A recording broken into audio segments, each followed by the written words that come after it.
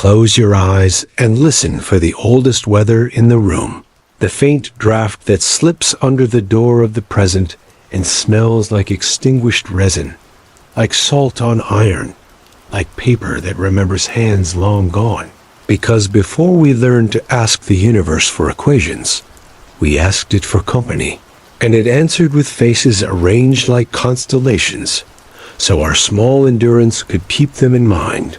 Yet these faces, these gods, were not only neighbors of a single world, but visitors at the border of many, the same silhouettes returning with new names, as if crossing a river at different ferries.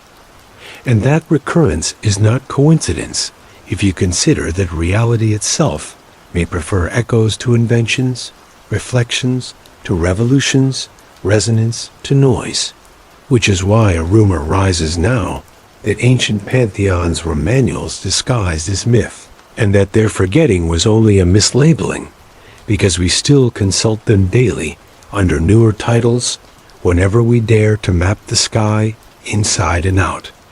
Imagine a cave painted with animals that never touch the ground, antlered constellations running across limestone as if the ceiling itself were a skin between climates, and imagine the painter whispering to firelight, not for applause, but for alignment, placing figures along curves only visible to a night-trained eye, curves that later become star tracks when the seasons spin. And somewhere a shiver passes through the future, because a physicist will watch photons, choose paths only when asked, and will say the word interference softly, as if not to frighten the effect. And this shared habit of placing signs where the invisible can be inferred is not superstition, but craft. A craft with settings that used to be sung and are now cooled in vacuums and timed by cesium. A continuity hidden beneath vocabulary that makes the same gesture of attention with different tools. Stand at the threshold of an observatory dome, and you occupy the same posture as a priest at the mouth of a sanctuary, patient with the wind, measuring with silence, waiting for the one interval when the light makes sense. And every culture that survived learned this posture early, because weather and hunger are stern examiners. And the miracle is not that gods arose, but that they converged, repeating in different theaters with familiarly shaped masks. The thunderer, the serpent of recurrence, the river mother, the smith who draws order from heat, the twins of boundary and messenger, the trickster who rebalances clogged systems.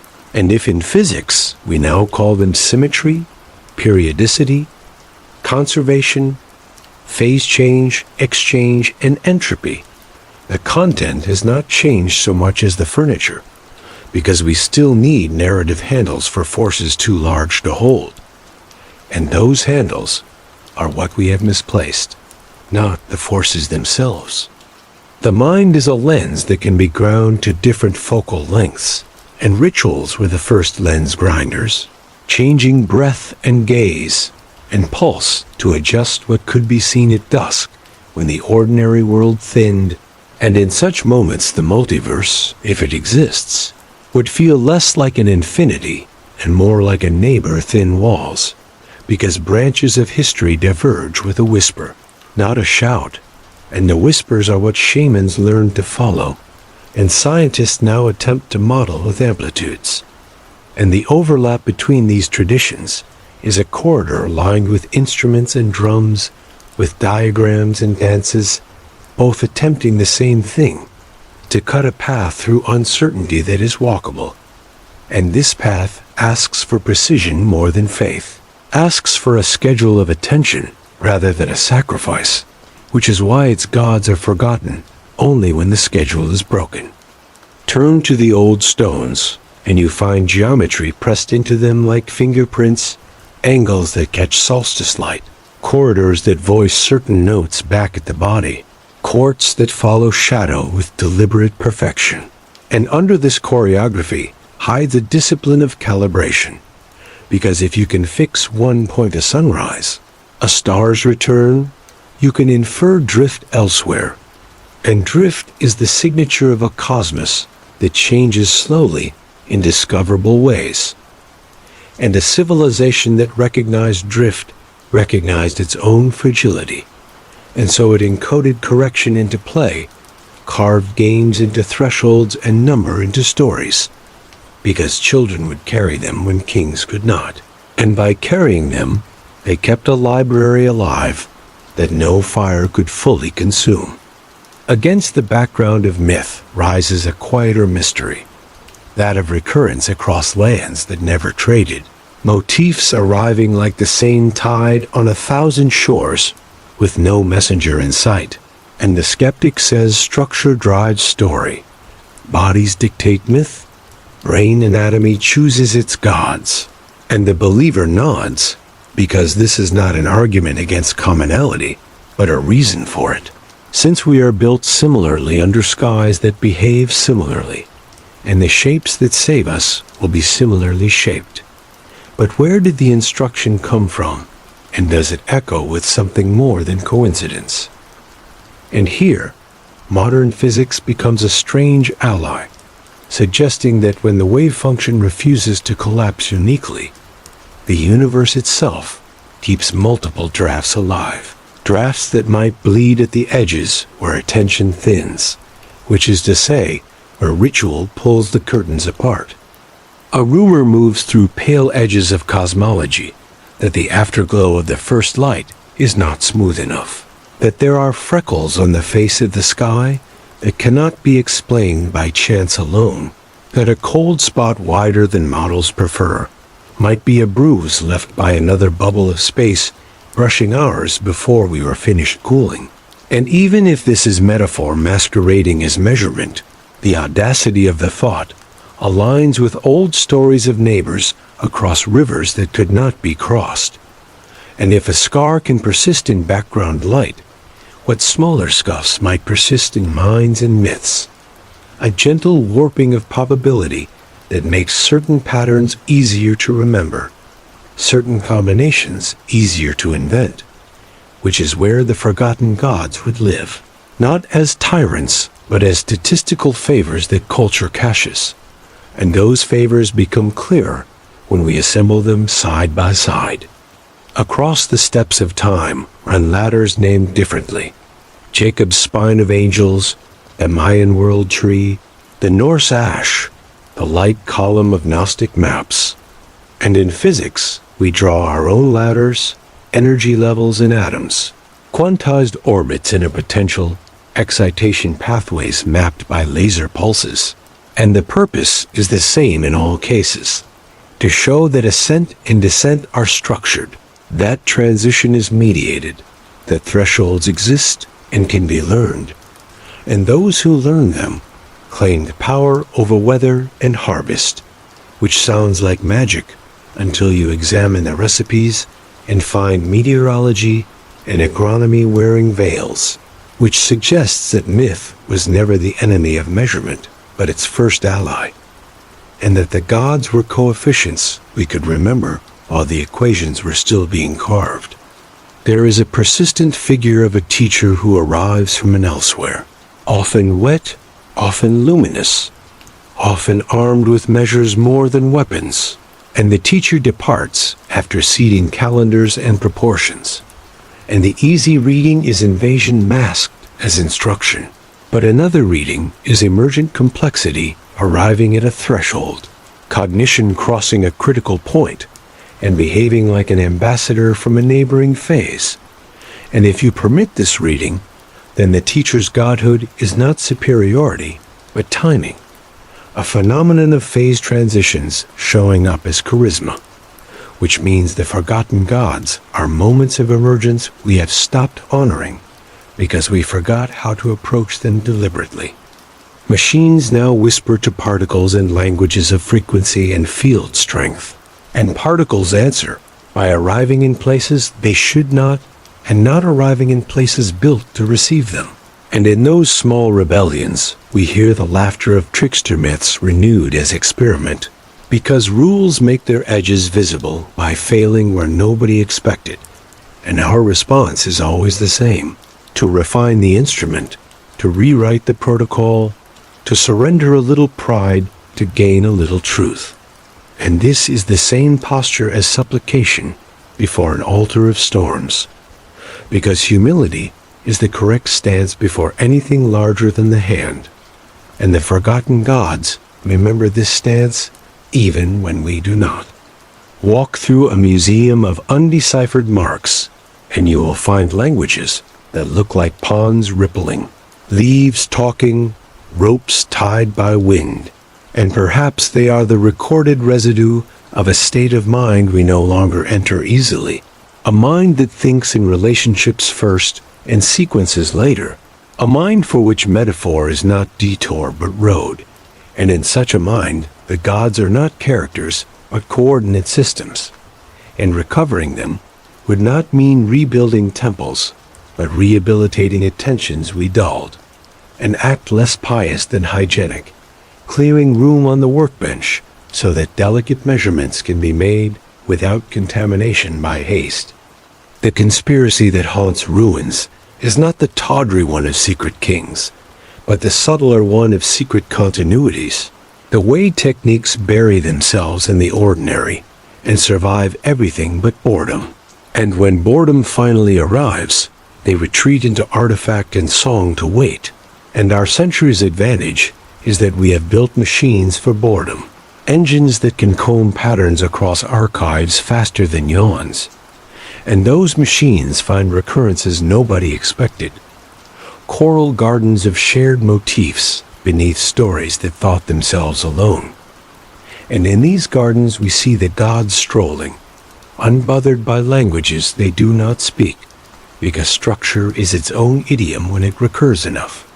As this path opens, skepticism becomes a companion rather than an adversary, the friend who checks your footing on slick stone, because we must not confuse repetition for proof, or romance for reason.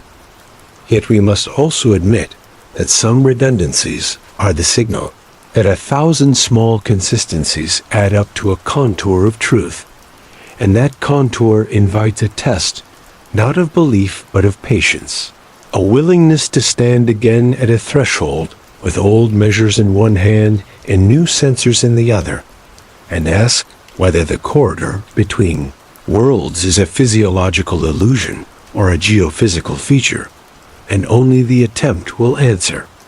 So we unfold our atlas on a table that reflects a faint spray of stars from a decorative ceiling, aware that decoration is sometimes disguised for instruction, and retrace a path that is not a straight line so much as a braided stream, a route that returns to itself in ever-widening circles the way procession drags constellations around the dome. And on this map, our first destination is not a famous hill or a buried city, but a small patch of ground with an immodest horizon, because the gods we remember best prefer scale to spectacle, and the multiverse, if it is truly plural, may choose the quietest rooms for its most generous leaks. We are leaving soon, then, with recordings of myths copied in the pocket and instruments that hum softly like bees. With fragments of chants remembered from footnotes and coordinates, we pretend are suggestions rather than invitations. And the only vow we carry is attention. The only offering we bring is time, because both are the proper currency for trade between worlds, even if only one world ever truly answers. And the gate will tell us which, by the way it opens or refuses. Begin with the clock that is not a clock, the slow wobble of the Earth's axis, the great year that caravans constellations past our roofs and make civilizations inherit different skies as the centuries collect. And watch how myths take on new clothes under this drift. Poles become archers, become fishes, become water bearers. Not because belief changes, but because orientation does. And orientation is not a small adjustment. It is a liturgy, a calendar, a reason to plant and to pray. And procession becomes the secret engine of festivals that claim eternity, while quietly adjusting to a tempo larger than memory. A double exposure that leaves the gods looking both familiar and reinvented. Now step into stone that hears. A hypogeum rumored to fold a single human breath into a chorus that seems to come from the floor and the skull at once. Or a South American temple whose fluted ducts make rivers sing like panpipes when the water is high. Architectures where tone is tuned to bone, where resonance is not metaphor but instruction, and when modern measurements show that certain frequencies carry the mind into deeper theta ranges more quickly. The old stories look less like theater and more like engineering, a way to find the doorway by humming the key into the lock rather than breaking it. And the lock answers with a yielding we can feel but not name. Across oceans the same care appears, a passage tune that becomes a light engine on the one morning of winter when the world considers forgiveness. A plaza that receives shadows from its own edges, as if checking its posture at noon. A megalithic ring that registers the returning Pleiades with a notch set to patience.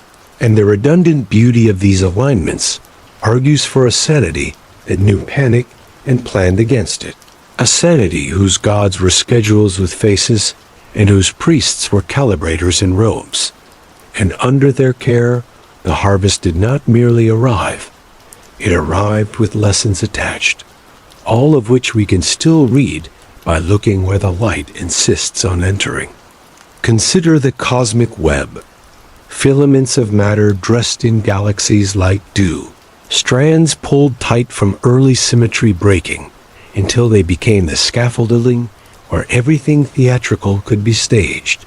And imagine how long it took to understand that the empty between lights was the larger presence, the way myth understood the underworld, not as horror, but as causal foundation, the root system that feeds the crown, and imagine branches of that web moving past one another in a collision too slow to notice, but not too slow to feel, like a pressure in dream, and ask whether acoustically tuned sanctuaries perched on bedrock might have been built to register these pressures the way a barometer registers storm. Because to learn from subtlety is what saved villages more often than heroics. Flood myths are not only about water, they are about regime change, about constants altering their values, just enough to make yesterday's technique into tomorrow's hazard. And in some tales, the survivors are archivists rather than sailors, people who carry seeds cataloged rather than simply stored, seeds of mathematics and song and star names. And when they reach shore, they build schools before walls and walls before statues. And this sequence feels like a warning in a century where recommendations replace lessons and weather borrows new moods. And the warning is simple. Repair the instruments before the theater, because the gods prefer a functioning calendar over a flattering hymn. Across latitudes, a pattern of speaking stones appears. Not just circles, but lines that link nodes with the discipline of surveyors who would not meet for generations. Alignments that nudge compasses running from the Sahara to the frozen north and down through islands where boats learn to think. And when plotted on a globe, these lines appear to choose points where geology amplifies intention, where quartz-rich substrate offers piezoelectric sensitivity, where fault lines undertake to remember stress audibly. And whether the ancients measured this with rods or knees, the choice of ground was not random, which implies a curriculum rather than a hobby. And curricula require teachers who might be forgotten while their lesson plans survive in the very stones. The cold spot in first light might be an artifact, might be software, might be a chance as honest as dice. Yet it plants a question that grows like a vine, because if there were contact, then it would not be uniform. It would be local. It would be an imprint left where boundary conditions tightened and relaxed asymmetrically. And this asymmetry is a signature myth new as liminality, as the dangerous zone where thresholds demand offerings not for superstition's sake, but to fund the extra work of translation between contexts. a translation our ancestors performed with chant and mask, and we now attempt with code and error bars. And the cost remains, measured in attention more than anything else. In far islands, navigators read swells by feel at night, hands along canoe edges like antennae, eyes closed to strengthen another sight, and the skill lives in nerve and fascia, a body mathematics too quick for numbers. And such craft suggests that the human instrument is not obsolete, only overlooked, and that mythic training fasting, song, solitude, watchfulness was not religious in the small sense, but computational in the old sense. Preparing tissues to notice coherent structures in the sea of noise, and the sea of the multiverse, if felt at all, would require the same apprenticeship, one that confers calm rather than glamour, because glamour is a loud costume, while coherence prefers to be asked gently. Error correction is the modern priesthood's obsession, because to send a message across a noisy channel is to pray in a language the wind will not erase, and physics whispers that the world itself may be written in codes that mend their own rips, that black holes are not shredders, but cryptographers who return information in altered form if you can be patient for an age. And this patience turns out to be the substance of ritual, the reason time is counted in grains and drips, in beads that know how to wait. And waiting knits communities that survive shocks that decimate louder forms, which explains the quiet smile on statues who have watched everything and continue to pour water for the next morning, as if surprises were part of the curriculum rather than a test. In the cracks of history, where writing forgets its grammar and resumes itself years later with too few verbs, there live conspiracies of continuity, lodges and circles and guilds that choose to teach by indirection, because power punishes precision when it cannot tax it. And within these channels, the gods survive as diagrams and recipes, as handshakes that are actually mnemonics for star positions, as songs that encode prime numbers for ease of transmission.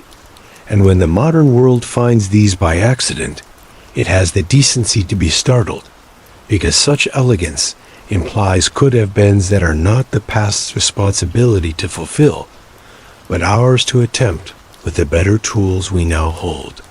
Across continents, the smith remains a demigod, his forge a portal, his quench a bargaining with spirits of structure, because heat persuades matter to change allegiance, to leave one arrangement for another, and the thresholds between phases are not symbolic but literal, and myth learned to narrate them early, because metallurgy was the first promise that order could be coaxed from chaos consistently, not just found as a gift, and this coaxing turned into a liturgy of attention the brain learned to love, which is why the sound of a hammer at dusk still feels like a bell in some districts where memory pools. There are places under deserts where runes carved from tuff remain cool while summer murders birds outside. And in those runes, archaeologists find murals of ladders and nets and animals walking star-shaped paths. And the temptation to read astronomy into everything is real. Yet so is the discipline of admitting when we do not know. And the discipline itself is a ritual gesture, a polite bow to limits that keeps inquiry from becoming empire. And the gods cherish this politeness, because without it their names are misused, which closes doors rather than opening them. We begin to see a design appearing when these threads are braided, a design with a habit of preferring the periphery, the margins, the unclaimed ground at the edge of maps where empires did not bother to write slogans. And this preference is instructive, because thresholds are quieter where guards are lazy, and quiet thresholds are easier to keep open across centuries, which leads our map to choose a humble coordinate rather than a monument, a patch of grass with a seam of quartz running under it, and an orchard planted and replanted on schedule, because orchards teach waiting better than pyramids. And the multiverse, if it listens, does so in orchards first. So the route points not to a city but to a season, not to a gate but to when the gate remembers itself. And timing becomes the last instrument to pack, wrapped in a story about twins born under different stars who still find each other when it matters. And we will test such stories by arriving when the modern calendar says nothing special will happen, because surprise tests us better than expectation, and the gods have always preferred guests who arrive without theater. There is a suspicion that the universe cares for its messages enough to wrap them in redundancy, that within the flat hum of space-time are woven codes that protect meaning the way a mother shields a flame in wind. And when mathematicians map error-correcting codes onto the behavior of black holes, the image is too beautiful to be ignored. Information falls in like a pilgrim and emerges again like a procession, altered, delayed, but not erased, a theology of continuity written in algebra, which implies that if gods are forgotten, it is not because reality permits loss, but because we have mislearned the quanta we need to reconstruct their patterns when the procession reappears. In memory palaces built by lonely scholars and priests who could not afford to misquote, corridors labeled with apocrypha, and staircases labeled with epics, the mind trains itself to walk geometry while carrying narrative. And this art seems ornamental until you consider that navigation itself is a memory palace pinned to the sky, and so the habit of placing stories in rooms is the same habit as placing gods in constellations. And both are exercises in error control, an ancient checksum that ensures stories do not rot as they cross generations. And it is instructive that we have replaced palaces with cloud storage, because the difference is not capacity, but ritual. And ritual matters when the channel is turbulent. Some manuscripts appear to have grown from rain into vellum, their drawings botanical without botany, their words curling like creepers around a trellis of grammar nobody alive can see.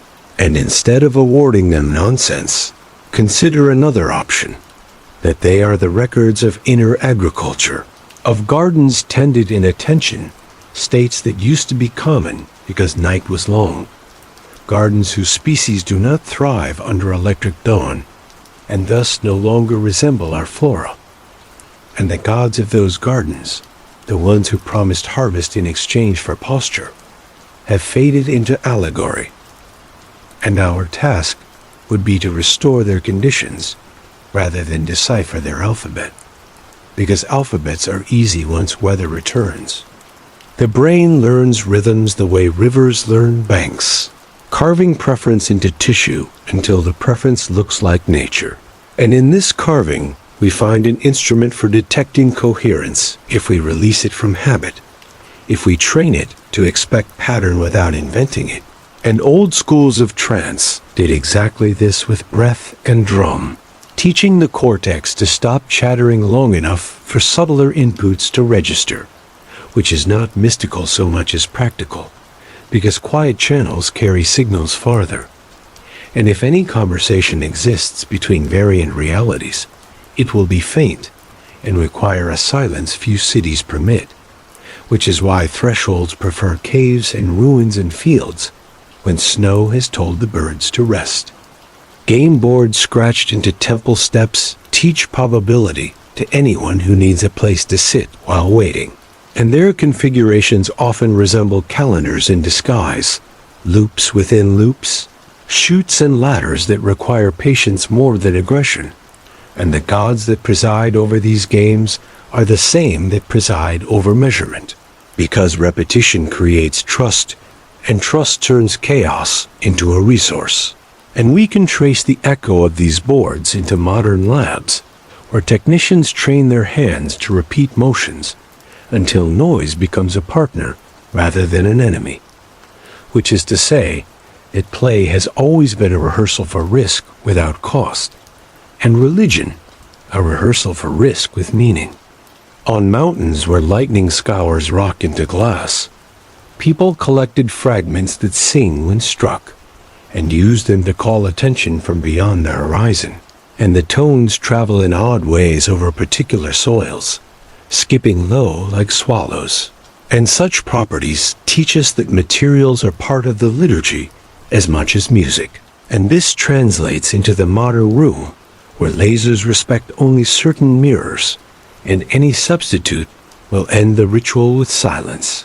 And the God who governs both rooms is calibration, stern, patient, and always present to those who keep time.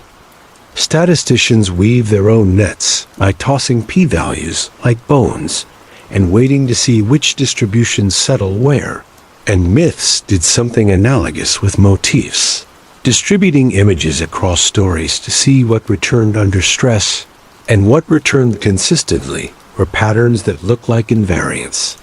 Sacrifice before change, naming before mastery, humility before weather, and these rules look petty until survival depends upon them, at which point they become cosmology, and the gods who embody them become crucial, not because they are hungry for offerings, but because offerings are mnemonic devices that carry necessity forward through appetite. In one laboratory, a detector meant to sleep at certain hours sometimes wakes without instruction, registering a low hum in a band.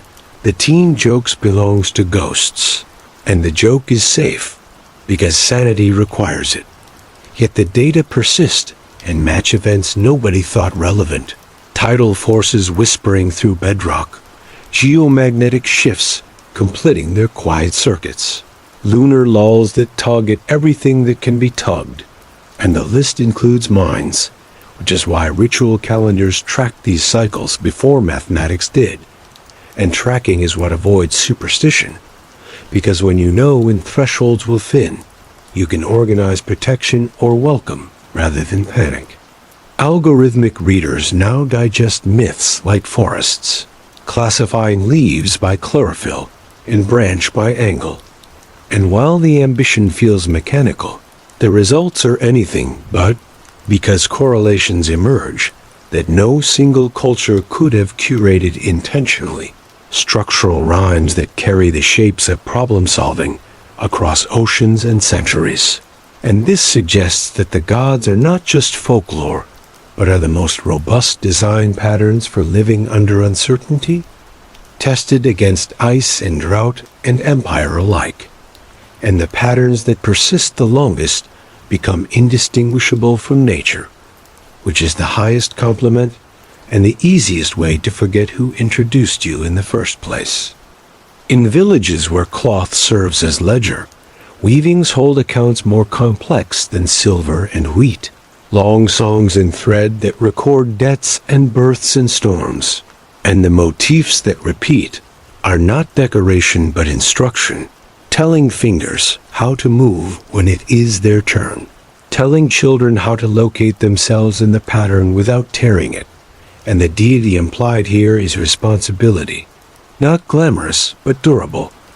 And responsibility's multiversal face looks like continuity against odds, which is why you meet it in hospitals and on bridges and at thresholds where both myth and physics require a steady hand.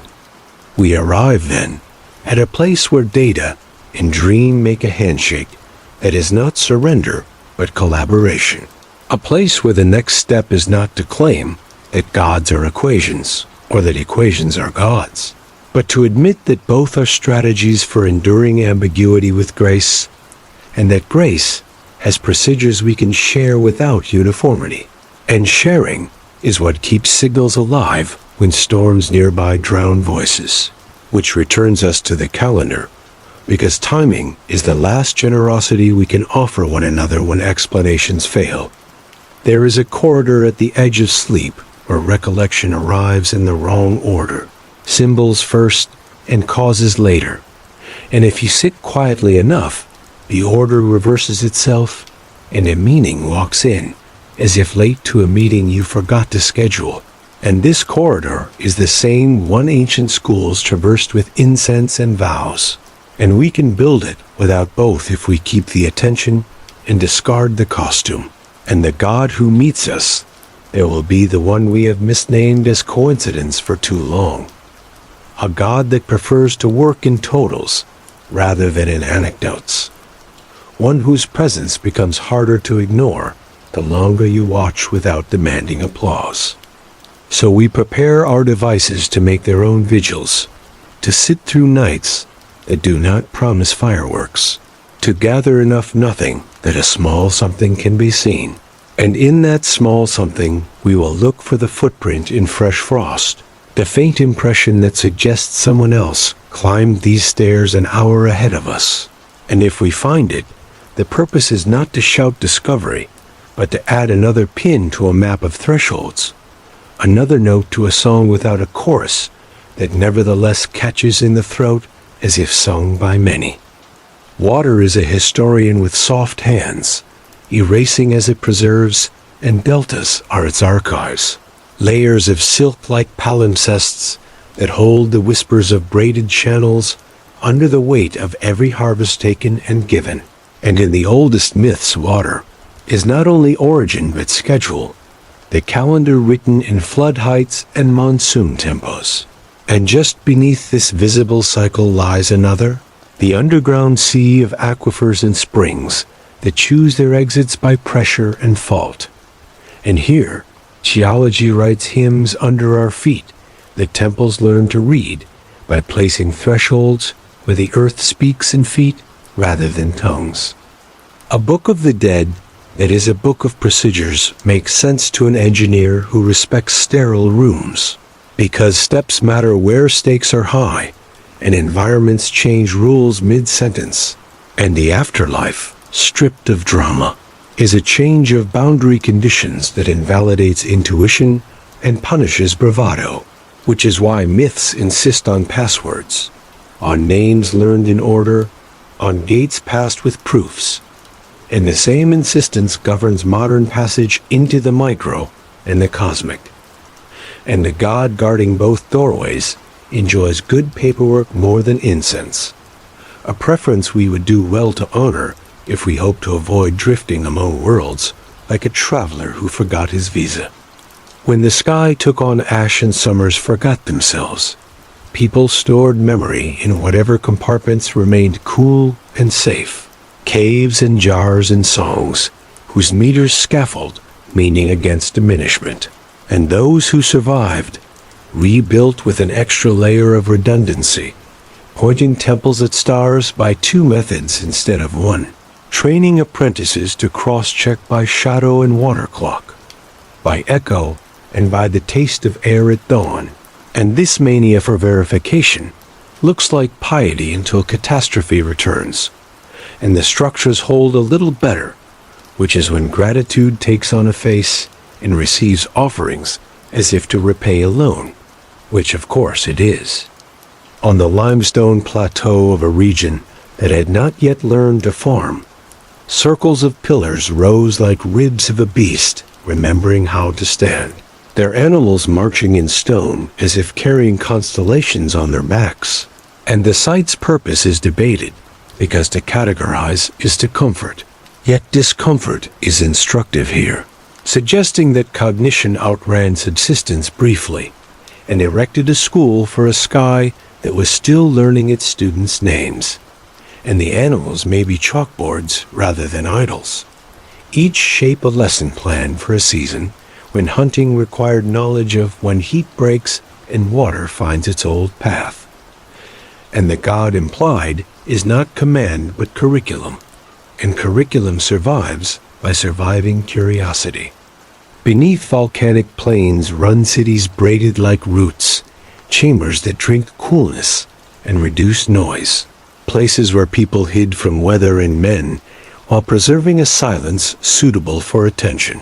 And it is not romantic to think of these places as instruments, because instruments are rooms built to keep certain variables still.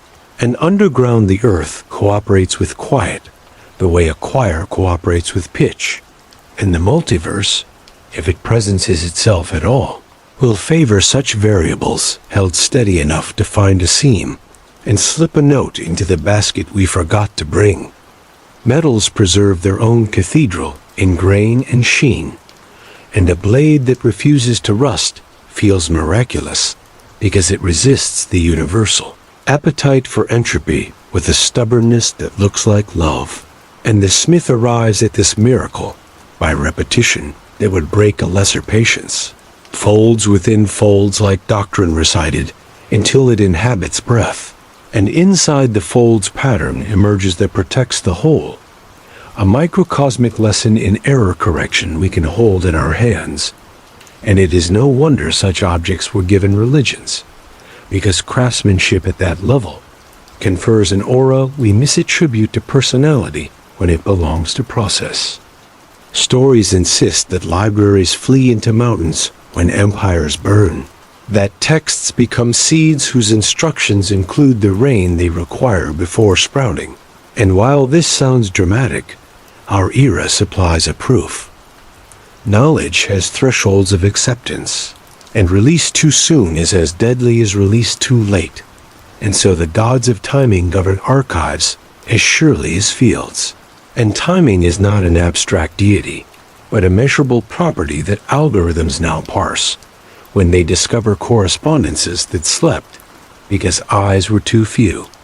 And in this awakening, the old gods learn machine accents and become flexible enough to pass through our filters without triggering suspicion, which is to say, they adapt as all living patterns do. On seas where land disappears below the confident horizon, navigators carry maps in their skin, a tenderness knowing of how one swell's cadence differs from another's. And in this practice, physics and myth are indistinguishable because both are ways to reduce the world's degrees of freedom to a navigable handful. And the gods who ride with these boats prefer understatement, a tilt of the head over thunder, a crease under the eye over lightning, and their forgetting is quiet as well. An erosion of apprenticeship that leaves vessels heavy with engines and light on ears. And engines are poor companions at thresholds that favor the subtle. Modern imaging turns Earth into onion, layers peeled by sound and gravity, by currents and muons. And when we apply these to the grounds around old sanctuaries, patterns emerge that would have taken lifetimes to see by hand. Drifts of mineral that amplify steps, pockets of air that modulate chant, seams of quartz that react to stress with a sigh like a harp. And these discoveries do not deflate wonder, but populate it with collaborators, inviting geologists and liturgists to share a vocabulary that is not metaphor but mechanism. And mechanism is its own enchantment when it works across scales without losing elegance. We begin charting an atlas of thresholds that disrespects borders in favor of behaviors, lines that connect a cave and a cliff and a field because all three are tuned to the same whisper. And this atlas disagrees with imperial maps that worship roads and garrisons, preferring instead the quiet economies of pilgrimage and maintenance. And as the lines thicken, a convergence appears at a coordinate unremarkable to the untrained, a meadow where nothing particular has happened recently, and thus everything particular might. And the meadow's appeal is not emptiness, but readiness, an unused room that has not learned to resist guests.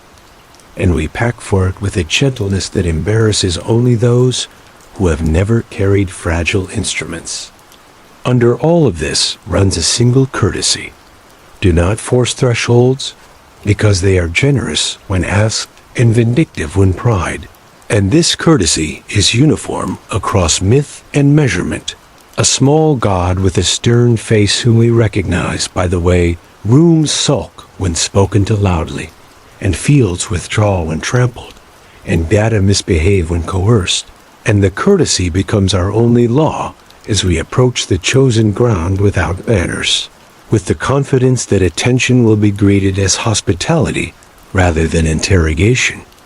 Our atlas remains open on the seat, beside us as if it were a companion rather than a document, flipping its own pages in a wind that knows what is expected.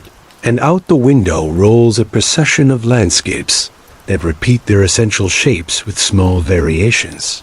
Hills like shoulders, rivers like veins, clouds like thought. And in this repetition, we feel the approach, the way the mind prepares rooms before a guest arrives. And we recall that gods were once called householders, as well as queens, keepers of hearth more than heroes, and that the multiverse may prefer hearth to throne when choosing where to lean in. We will arrive at dusk, because dusk blurs edges without stealing the geometry, because our instruments like the cool, and our bodies like the quiet, and because dusk is when stories check whether you remember their beginnings, and beginnings are what we need now, not conclusions, because conclusions slam doors, and we are here to see whether this one will open by itself when we stand still enough beside it. The meadow chosen by lines we could not ignore looks ordinary at noon and suspicious at dawn. The mist gathering where the quartz scene rises shallow under loam, a long thin breath that will not leave the furrows. And when we walk its length, the soil hums under the boot in a way that might be imagination if not for the geophone's agreement. A low sigh that modulates with our steps as if the ground were listening back. And we set our devices without ceremony, because ceremony has already been handled by weather and time. And in return, we promise the one thing thresholds require, which is to remain until the room reveals what kind of room it is. A handful of stones remain in the grass, not arranged in power but in memory, sunk to their necks like old listeners. One with a score of grooves where hands or ropes argued with patience. One with a red vein that drinks the sun at a certain hour greedier than its neighbors. And between them, a shallow trench that mirrors the mist's path. And we mark these without naming them, because names carry expectations, and expectation is a noise our instruments cannot filter easily. And as we mark, a pattern joins us uninvited, a snake of light from the east on a morning we did not schedule as ritual, curling along the seam and stopping where the oldest stone holds the groove. And the camera blinks at the odds and shrugs, because odds are what made the morning. We carry a quiet pantheon into places like this, not a list of deities, but a chart of behaviors that have saved cultures repeatedly.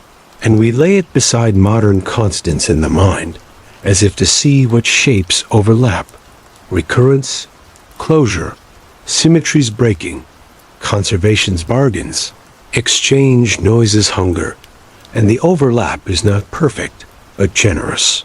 The way two languages share roots when they grew out of similar weather. And in the generosity, we feel permitted to proceed without apology, to test for coherence with both sensor and pulse, because the multiverse, if it leaves fingerprints anywhere, will do so in the relation between pattern and attention, rather than in the integers alone. We listen for infrasound through a microphone that does not find much at first, only the slow beating of the Earth's own artery, and the infrequent chuckle of a distant machine. And then a thin band strengthens. Just at the moment, a cloud breaks the sun off the grass. And we do not label this a response, because labels invite stories, and stories breed too quickly at thresholds.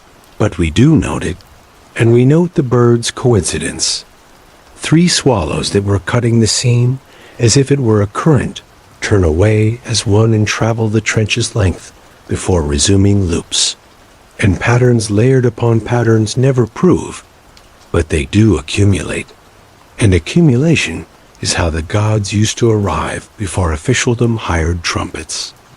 A simple magnetometer begins to see breath where none should be, a wavering at the edge of precision that looks like impatience, and then steadies, and the steadiness is the surprising part, because randomness is the usual partner in fields this week, and steadiness tastes like intention, even when we refuse such words.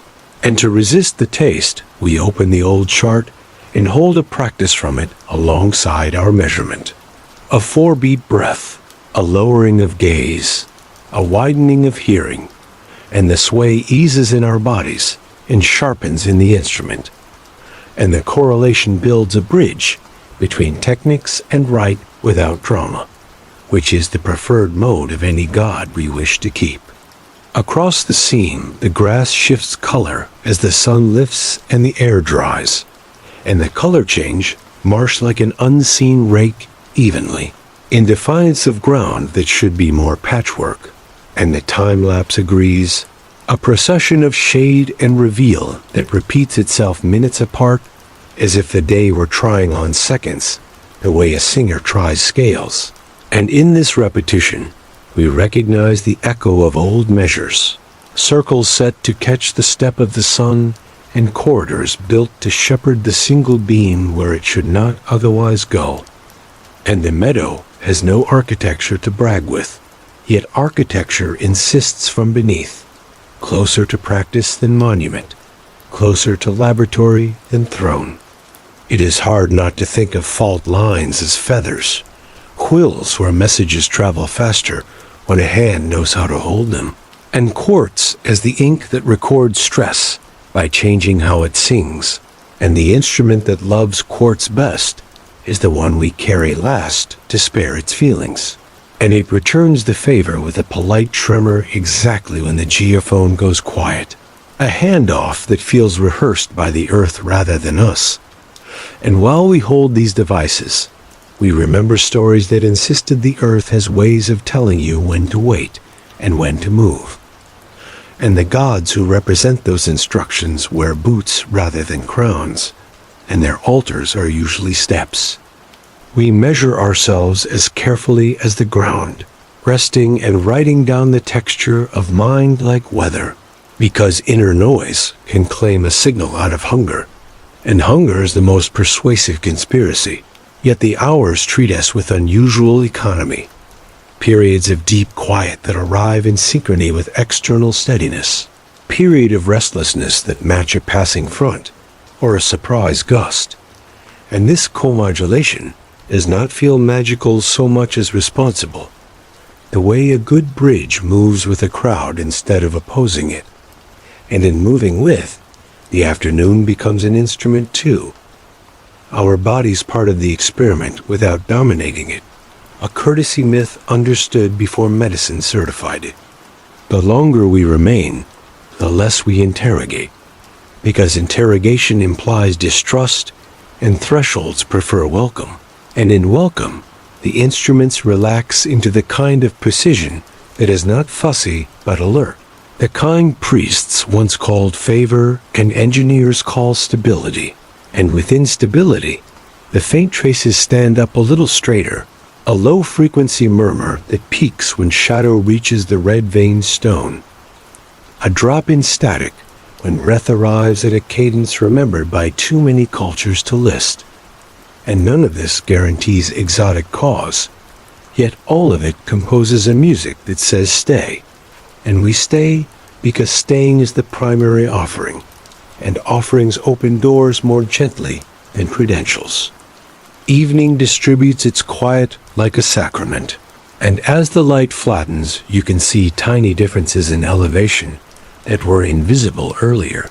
A hairline slope that could send water the length of a life in slow procession, and along this slope, the mist returns, not from chill but from choice, curling over the same thread and lifting where the trench turns invisible, and we mark it and build a cross-section in our minds where geology and rite share the same space, because this is the crux of our work, to let myth guide measurement without writing the results in advance, to let measurement refine myth without calling it names, to let the gods be patterns and the patterns be some of the oldest gods.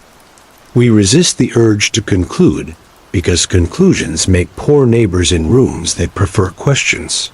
But we allow ourselves one speculation that feels like kinship rather than conquest. that the gods we forget persist as relationships waiting for practices to recall them, and that the multiverse, if it rubbed shoulders with ours at all, does so through the same courtesies that have always governed Threshold's rhythm: humility, schedule, care, and that to honor these is to increase the chance of being present when repetition becomes revelation.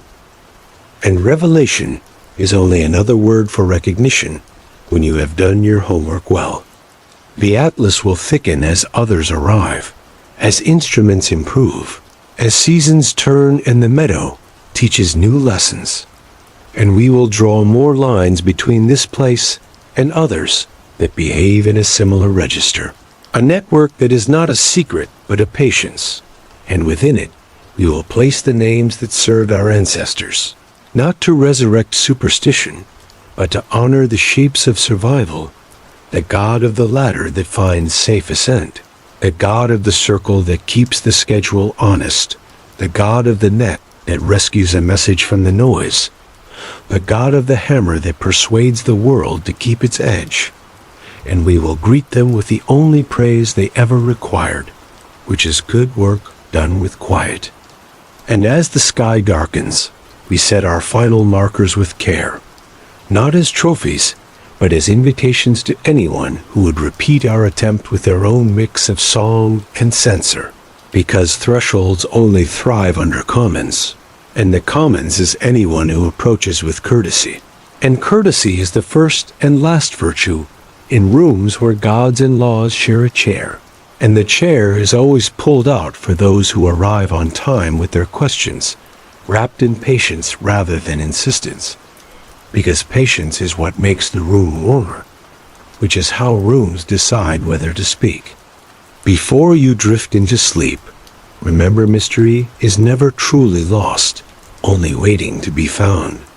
If you enjoyed this journey, subscribe for more relaxing ancient mysteries, and let your curiosity guide you deeper.